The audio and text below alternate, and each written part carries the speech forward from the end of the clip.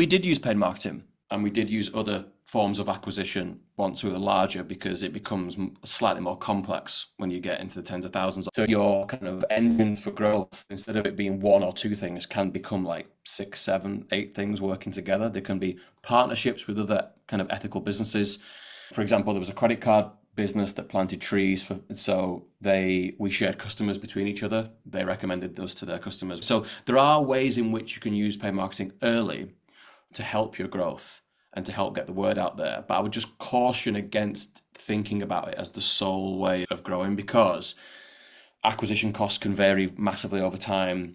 Oftentimes there's like a sweet spot of how much money that is spent for a market on a channel online. And if you spend beyond that, your customer acquisition cost starts to blow out and it ruins the kind of core metrics of the business.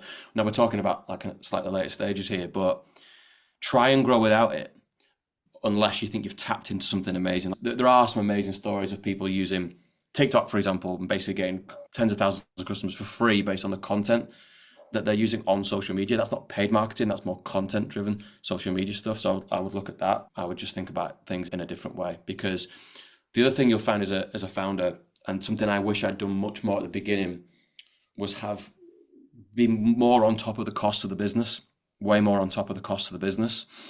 Give yourselves enough time as much as possible. Don't rush to hire loads of people. It feels there's like an ego thing, building a team. Don't do that unless you really need to.